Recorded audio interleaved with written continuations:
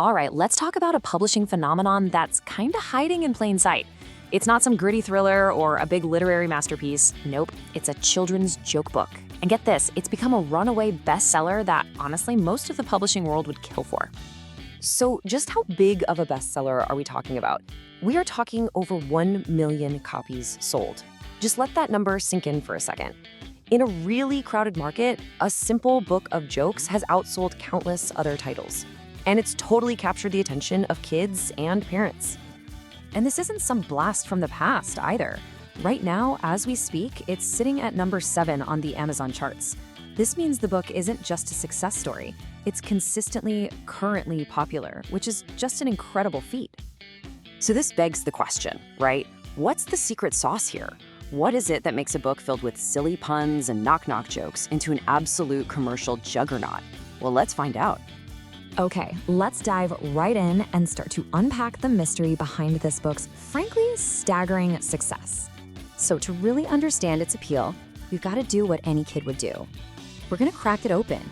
And you know what? The first big clues are right there on the cover. The front cover makes 2 huge promises right off the bat. First, over 1 million copies sold. That's some powerful social proof right there. And second, 800 plus jokes, which just screams incredible value.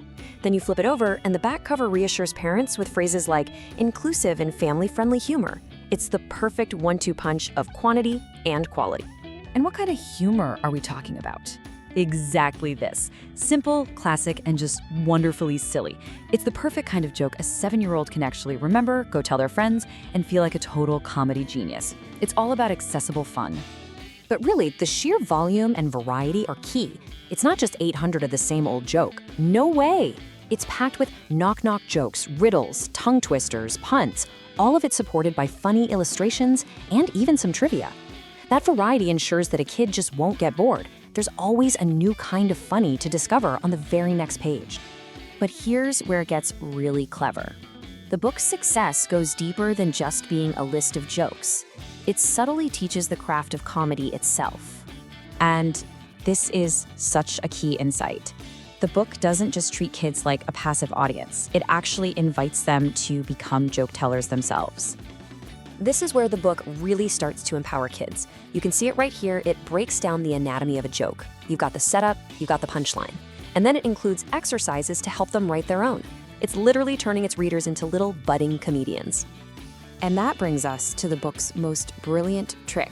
It masterfully disguises genuine developmental and educational benefits as just pure, unadulterated fun. So parents are buying laughter, but their kids are getting so much more. This chart illustrates the value proposition perfectly, and it's aimed right at the person buying the book, the parent. The feature is a reading frenzy, but the real benefit is that you make kids forget they're even reading.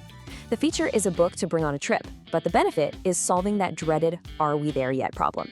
The humor even gets a bit more challenging, which means it grows with your child.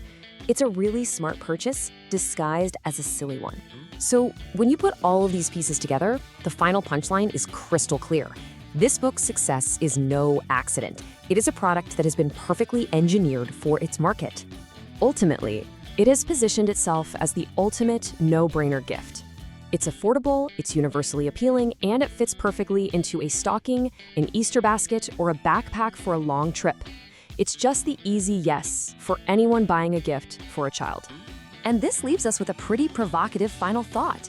In an age of complex educational tools and constant screen time, could the secret to fostering a genuine, lifelong love for reading be as simple as a well-timed, silly joke? One that makes a kid forget they're even reading at all? It's definitely something to think about.